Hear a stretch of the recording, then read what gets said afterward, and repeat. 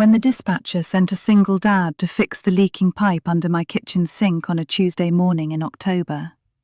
He arrived with a toolbox in one hand and a 5-year-old boy in one arm. And the look on his face was the one men get when they have already calculated exactly how this is going to go wrong, and decided to show up anyway. I knew that look. My own father used to wear it every time he tried to fix something he wasn't entirely sure he knew how to fix, which was most things, and which was somehow the thing I loved most about him. My name is June Calloway. I was 29 years old, a librarian at the Harwick Public Library in a small town in Vermont that had exactly one good coffee shop, 2 competing hardware stores, and the kind of autumn that makes people drive 4 hours just to take photographs of the leaves. I lived alone in a craftsman house I had inherited from my grandmother, and I was in the middle of a Tuesday morning that I had planned to spend doing absolutely nothing except drinking tea and reading on the porch. Instead, I was standing in my kitchen in a champagne silk robe that was doing very little in the cold October air, watching a stranger try not to stare at the waterfall coming from under my sink. "I called at 8, I said. "Dispatch rerouted," he said. He set the boy down on my kitchen floor with the ease of someone who had been doing it for 5 years, which, as it turned out, he had. Hendrix was already on a job. "I'm Cole Marsh." "June." He nodded once, looked at the sink, looked back at the boy. The boy was looking at me. The boy was the kind of small that makes you want to stand very still, the way you do around something you are afraid of startling. He had his father's dark eyes and his father's jawline in miniature, and he was holding a stuffed rabbit with one ear that had been repaired, badly, with what looked like a strip of silver electrical tape running across the seam. He held it by the good ear. "That's Eli," Cole said. "School's closed. Heating issue." "Hi, Eli," I said. Eli looked at me very seriously. "Your sink is broken," he said. "It is," I said. "My dad can fix it," he said, with the absolute certainty of someone who has seen a thing done many times and has decided it constitutes proof. If you've ever found yourself getting emotionally leveled by a 5-year-old's confidence in his father, hit like. You'll understand why in about 3 minutes. Cole Marsh had been an electrician for 9 years, but he was also the kind of man who knew his way around plumbing, carpentry, and anything else that broke, which in a small Vermont town meant he was the kind of man who stayed very busy. He was 31. He had broad shoulders that made the doorframe to my kitchen feel proportional when he filled it, and the kind of forearms that only come from actual work, not a gym, not an intention, but 9 years of climbing into attics and crawl spaces and pulling wire through walls that did not want to give it up.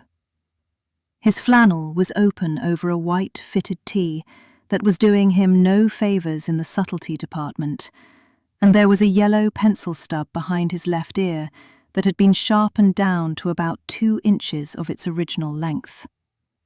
I noticed it because it seemed like exactly the kind of detail a person would have if they were the sort of person who always had more work coming than time to find a proper pen. I made tea while he worked. Eli sat at my kitchen table with a level of composure that I had never personally witnessed in a child that age, which I would later learn was because Cole had a rule: if you're with me on a job, you behave like you're a professional too. And Eli had decided this was the greatest rule in the world and had been following it since he was 3. He sat with his stuffed rabbit on the table in front of him and watched me move around the kitchen with the focused attention of someone taking notes. "What's his name?" I asked. "The rabbit." "Warren," Eli said. "Good name." "He's had surgery," Eli said. "Dad fixed his ear." I looked at the electrical tape seam. "I can see that." "Dad says it's a patch job. He says Warren needs a proper stitch someday, but he hasn't gotten around to it." He looked up at me with those serious, dark eyes. "Do you know how to sew?" I did know how to sew. My grandmother had taught me the summer I was 12, in this exact kitchen, at this exact table, and I had kept her sewing tin in the drawer by the window ever since, because it was one of those things you simply did not move. "I do," I said. Eli considered this for a long moment. He looked at Warren. He looked at me. He looked back at Warren with the expression of a person making a very significant decision. "My dad says you shouldn't ask strangers for things," he said finally. "But you seem like a nice stranger." "From under the sink," Cole said. "Eli." "I wasn't going to ask," Eli said, in the voice of someone who absolutely was going to ask. I pulled out my grandmother's sewing tin before he could say anything else. The pipe took 40 minutes. The rabbit's ear took 12. I sat across from Eli at the kitchen table with a curved upholstery needle and a thread that was close enough to the rabbit's original grey that it would pass, and I made small, careful stitches along the seam while Eli watched with the intensity of a person observing open-heart surgery. Cole came out from under the sink at some point and leaned against the counter, drying his hands on a rag. And for a moment, he just stood there, watching us, and I could feel him looking.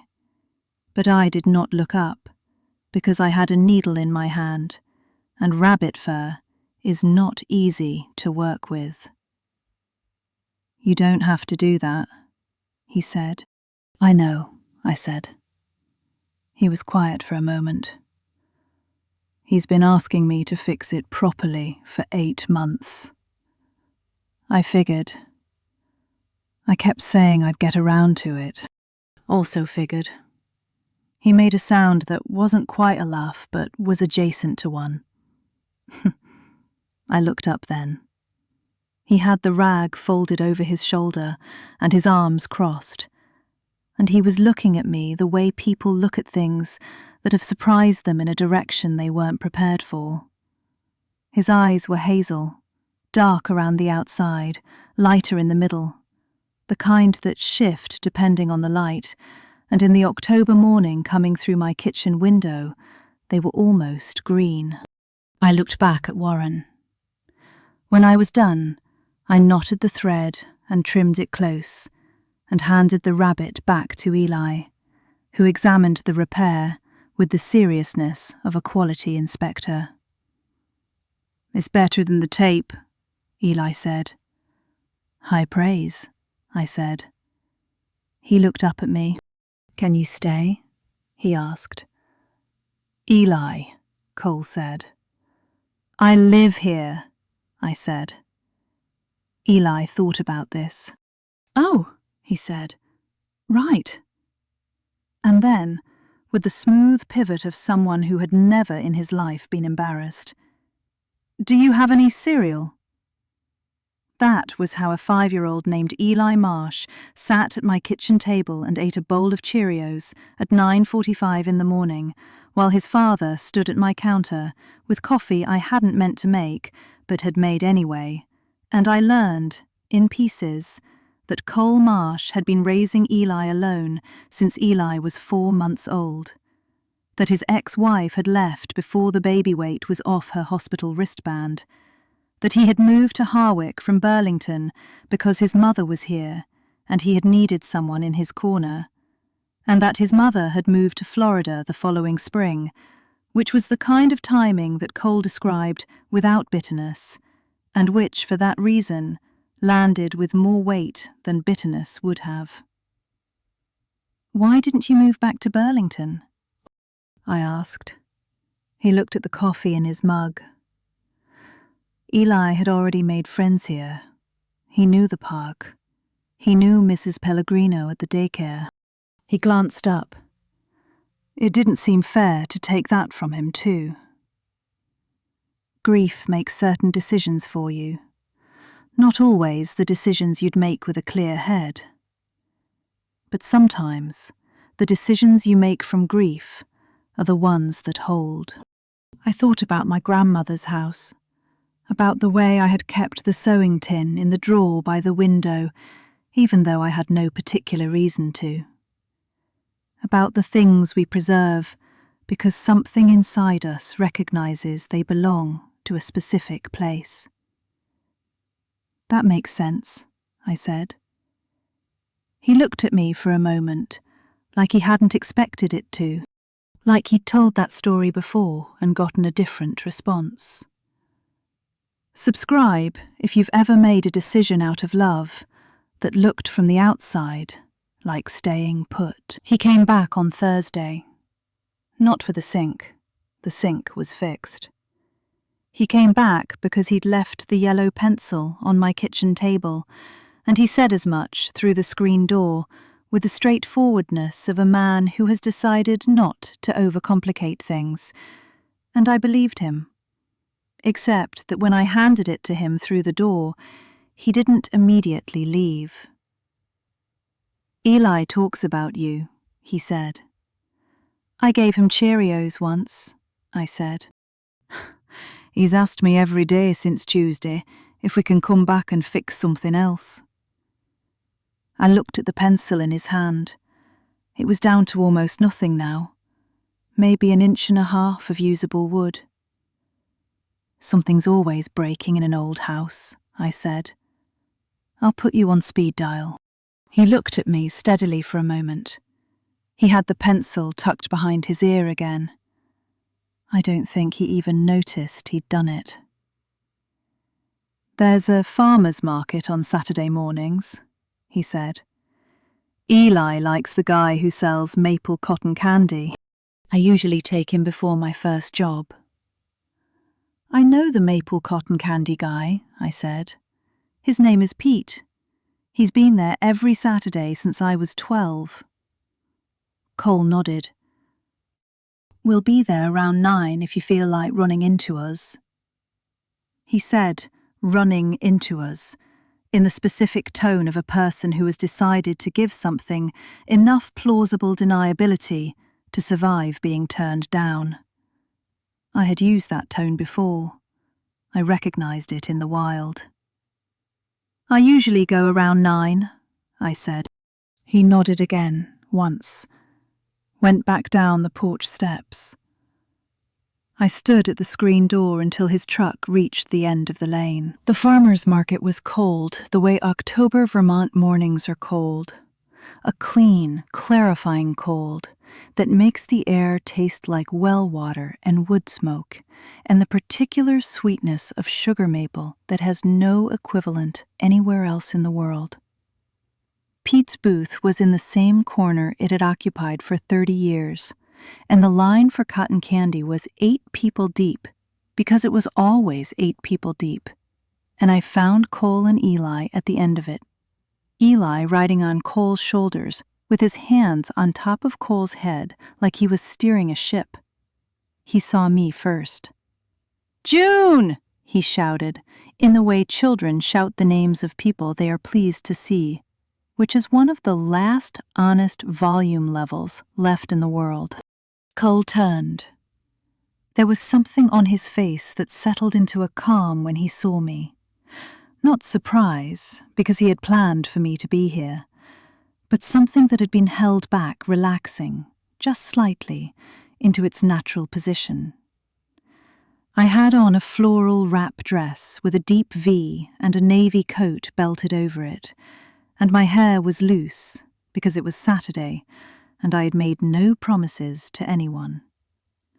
The clay smudge on my wrist was from the pottery class I'd taught Friday evening and had not entirely scrubbed off. He noticed it. He didn't say anything, but he noticed it. "My dad said we might see you," Eli reported from Cole's shoulders.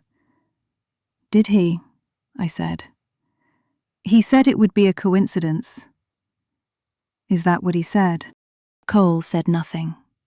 His expression was the expression of a man who had absolutely made a calculated gamble and was prepared to live with whatever happened next. "Hi, Cole," I said. "Hi, June," he said. We stood in the cotton candy line for 20 minutes. Eli talked for 19 of them. He told me about his preschool class, about a boy named Marcus who had eaten a wax crayon on a dare, about the dream he'd had where Warren could talk but only said the word Brussels, which Eli found very funny. He told me that his dad made the best scrambled eggs in Vermont, which Cole disputed, which led to Eli demanding I be the judge of this, which was how I ended up agreeing to breakfast at Cole's house on Sunday, without entirely meaning to. "I'm good at eggs," Cole said. This was not a boast. It was a statement of fact, delivered in the voice of a man who had been making breakfast for a small person every morning for 5 years, and had gotten very serious about it. "His pancakes are even better," Eli said, with the air of someone handing out classified information. "Sunday," I said. "Sunday," Cole said. Eli pumped his fist from 6 feet in the air. Cole's house was a small Victorian, 2 blocks from the elementary school, painted a grey that leaned toward blue, with a front porch that he'd clearly rebuilt himself. The boards were new, but the rails were original, and you could see where he'd matched the turned posts to the existing ones with a care that most contractors would not have bothered with. The porch had a bench swing that listed slightly to the left. Inside, it was the house of a man who had made deliberate peace with not having enough hands. Clean, but lived in. Eli's drawings covered one whole wall of the kitchen in a rotating gallery, hung with small clips that Cole had clearly made from bent copper wire, the kind of thing you do when you have wire, and time, and a child whose artwork deserves better than tape. There was a half-finished birdhouse on the workbench in the corner, a single boot by the door, its pair nowhere visible. Eli appeared from the hallway in pajama pants and a dinosaur sweatshirt, and presented me with a drawing he had made, he explained, specifically for the occasion. It was a drawing of 3 figures. The small one in the middle was labelled Eli in unsteady letters. The tall one on the left was labelled Dad. The one on the right, with dark, wavy lines for hair and what appeared to be a smudge on one wrist, was labelled June. "It's us at the farmer's market," Eli said. "I haven't given it a title yet." "It's very good," I said. He nodded seriously. "I know." Cole scrambled eggs at the stove with his back to us, and I watched him from the kitchen table while Eli explained his entire artistic philosophy, which was that he drew things how they felt, not how they looked. "Feelings are bigger," he said. "That's why Dad is so tall in all my pictures." I looked at Cole's shoulders. He was stirring eggs and not turning around. "Eli," I said, "does your dad know you're this smart?" "He says I get it from my mum," Eli said. There was no particular weight in it. The statement of a child who has been told a thing enough times that it has become simply fact, like the colour of his eyes or his allergy to mango. Cole turned from the stove then. He looked at me across the kitchen. I looked back at him. The eggs were perfect. After breakfast, Eli went to his room to draw, and Cole poured more coffee, and we sat at the kitchen table and talked the way people talk when they are not talking about the thing they are actually talking about. He told me about a job in the next town over, a historic farmhouse, original knob and tube wiring, the kind of house that electrical inspectors have nightmares about. He asked about the library. I told him about the reading program I was trying to get funded, the grants I'd applied for, the town council meeting where the response had been that, "Sounds lovely, June," in the tone that means, "We'd like you to stop talking now." "They'll come around," he said.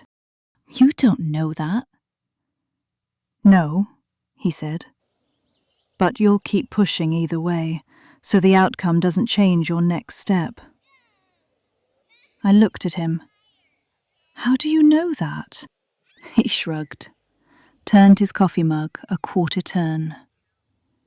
"You kept Eli's rabbit ear in your head for 8 months before you'd even met him," he said. "You're a person who finishes things." The clay smudge was still on my wrist.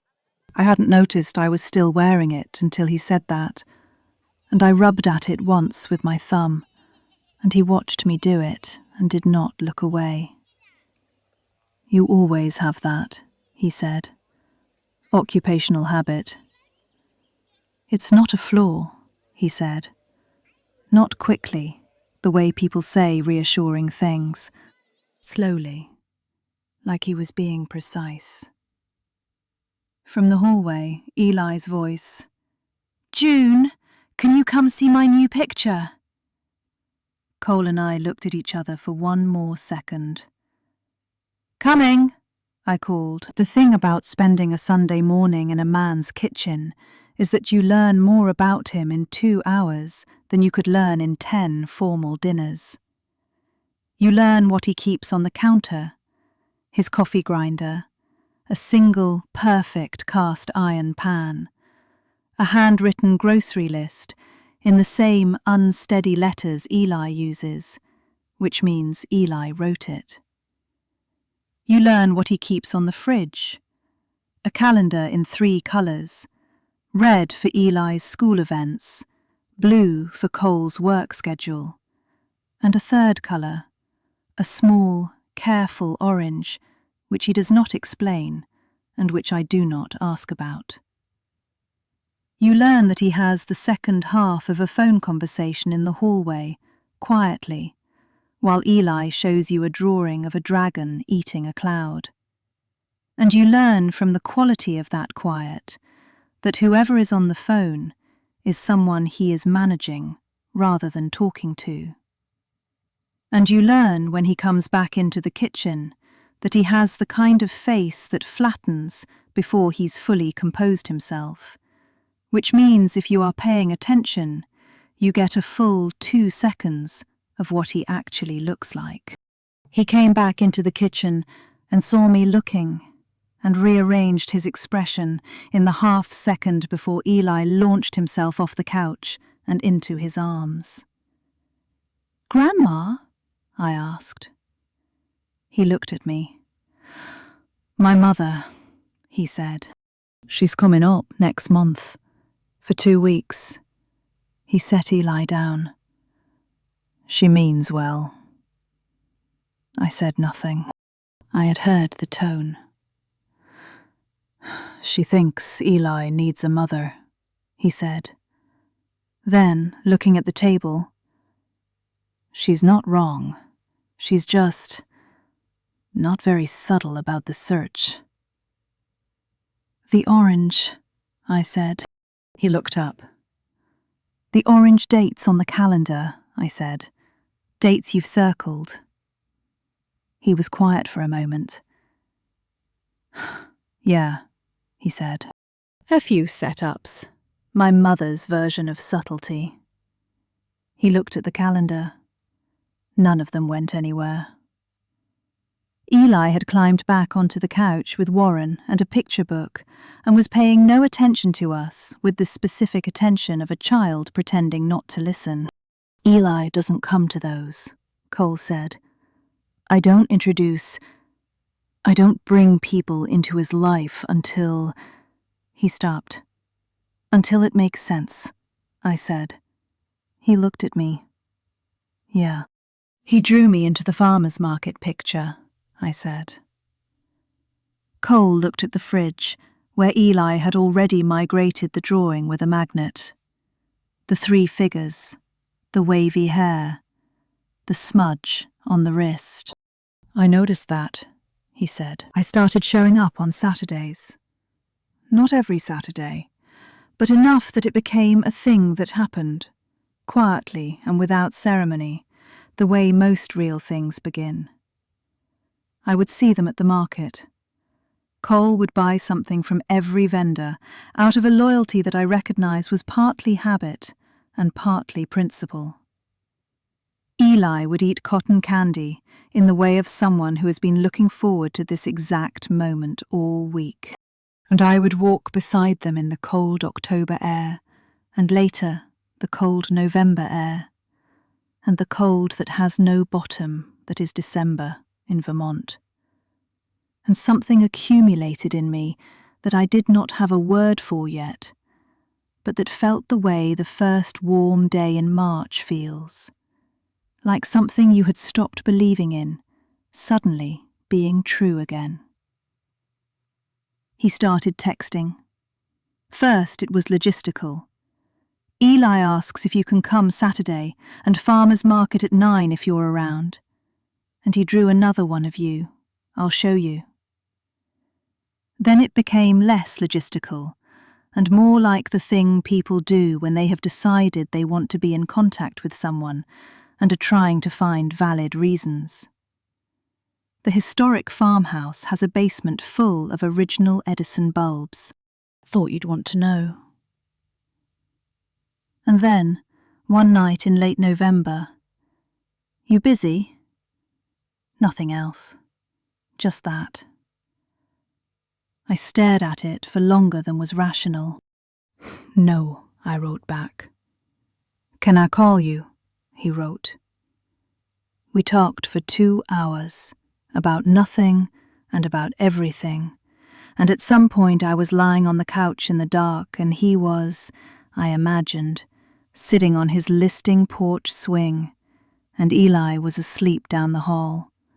And there was the particular intimacy of talking to someone in the dark of your own house that collapses distance in a way that daylight cannot.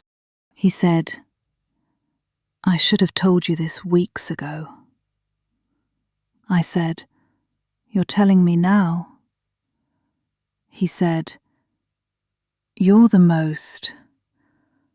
I don't know the end of that sentence. I said, Then leave it there. It's a good start. He laughed. Not his quiet, work-adjacent laugh. A real one. The kind that science surprised by itself. June, he said. Cole, I said. And that was the whole conversation. And also more than enough. December came down hard. The first real snow was on a Thursday, 8 inches by morning, and the schools closed. And Cole called at 7:45 with Eli already in the background, making the sounds of a child who has been awake for 2 hours and is aware that his father is on the phone and would like this situation resolved in his direction. Can we come over? Cole asked. Not, is it okay, or I know it's early. Just that. I'll put on coffee, I said. They arrived in 20 minutes, Cole in his plaid flannel with snow in his hair, Eli in a blue snowsuit that made him look like a small spaceman, Warren tucked into the front zipper. Cole carried a paper bag of groceries that he put on my counter without explaining. I'm making breakfast, he said. You're making breakfast in my kitchen, I said. I've been trying to convince you my scrambled eggs are better than yours for 6 weeks, he said. This is my best opportunity. Eli was already at the table with Warren, his snowsuit half unzipped, looking at me with the serene confidence of someone who knows exactly how the next several hours are going to go. Cole made eggs and pancakes and real maple syrup from the farmer's market, and we ate at my kitchen table while the snow came down outside the window. And after breakfast, Eli put his head on my arm and fell asleep there in his snowsuit with Warren pressed against his chest. And Cole watched his son sleeping against me from across the table, with an expression I did not have the experience to name, but that I recognized in my own chest. Kindness costs nothing, but sometimes it asks something of you anyway. He hasn't done that with anyone, Cole said, quiet so as not to wake him. I looked down at Eli, at the electrical tape seam on Warren's ear, which had been reinforced now with real stitching that had outlasted the tape entirely. What do you mean? Since his mother left, he's careful with people. He watches before he decides. He looked at his hands on the table. He decided about you in the first 10 minutes. He wanted cereal, I said. He wanted to stay, Cole said. He looked up. So did I. I didn't know how to say it without it being too much. The snow was steady outside. Eli's breath was slow against my arm. It's not too much, I said. He reached across the table and put his hand over mine. Just that. His hand over mine, warm from the coffee mug, his thumb along the inside of my wrist, where the clay smudge had worn away, but left a faint trace of grey. I don't want you to feel like you're inheriting something you didn't sign up for, he said.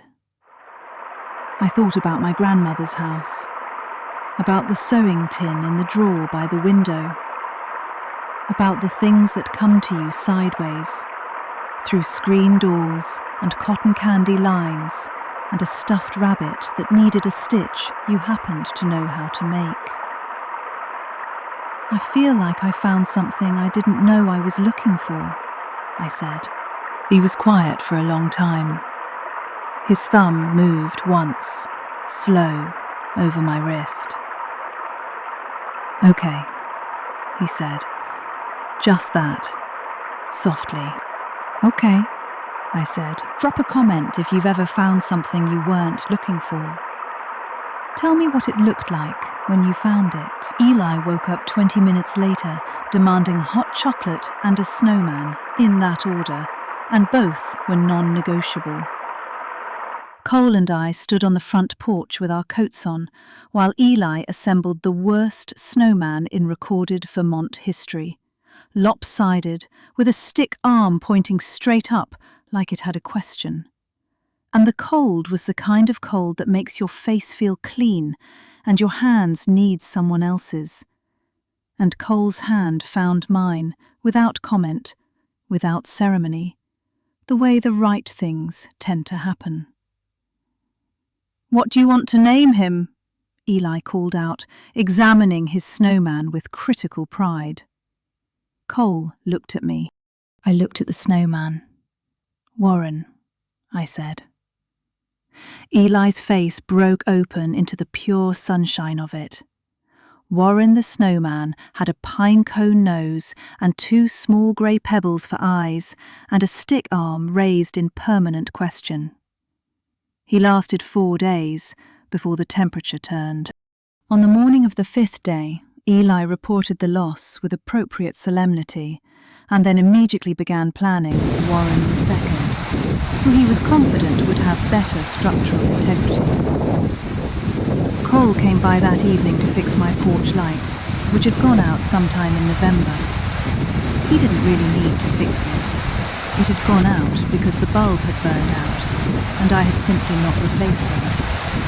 He replaced it in about 45 seconds. Then he sat on the front steps in the dark and didn't leave. I brought coffee and sat beside him. "You didn't need to come fix the light," I said. "I know," he said. "You could have just come over." He was quiet for a moment. Then, "Eli told me this morning he wants you to come to his school thing in February." "What school thing?" "They do it's called Friendship Day. The parents come and the kids do little performances, and then there's a lunch. He said he wants to bring you." He looked at the fixed light. "He said he was going to write your name on the form." I thought about Eli at his kitchen table, with his deliberate printing, his unsteady letters, the 3 figures at the farmer's market. June.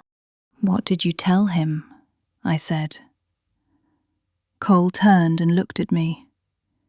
In the light, his light, the one he had fixed, his eyes were the hazel that shifted, the kind that changed depending on what's beside them. "I told him to ask you himself," he said. He reached into the chest pocket of his flannel and took out something small and set it on his knee. It was the yellow pencil stub, the same one I was almost certain that he had left on my kitchen table the first day. It was down to less than an inch now, almost entirely gone. "I've been keeping that," he said. "I don't know why." I looked at it. I looked at him. "I think you do know why," I said. He held it for a moment longer. Then he looked at me the way he'd looked at me that first morning across the kitchen when I was stitching Warren's ear. The way of someone who has been surprised in a direction they weren't prepared for, and has decided to walk toward it anyway. "June," he said. "Cole," I said. "Yeah," he said. And he kissed me on the porch steps in the Vermont December, with the fixed light above us, and the sound of Eli still awake down the hall, because Eli was always still awake, narrating a story to Warren about a snowman named Warren who was coming back in spring. Better than before. 2 years later, Eli Marsh stood in my grandmother's kitchen, his kitchen now, our kitchen, and helped me paint the cabinet doors a soft blue-grey that he had selected with tremendous personal conviction from 32 colour swatches. He had Warren in his back pocket, both ears fully intact, the electrical tape long gone. On the counter was the sewing tin from the drawer by the window, which had not moved. Cole came in from the porch with sawdust on his flannel and a new yellow pencil behind his ear, a full one, still sharp, and stopped in the doorway to watch us paint. "Dad," Eli said without looking up, "do you know what the best thing is?" "What's the best thing?" Cole said. Eli considered this with the weight of a person who has been thinking about it for a while. "That the sink broke," he said. Cole looked at me. I looked at him. "Yeah," Cole said. "That's the best thing." He came and painted the cabinet doors with us, and it took 3 times longer than it should have, and it was the best afternoon I can remember.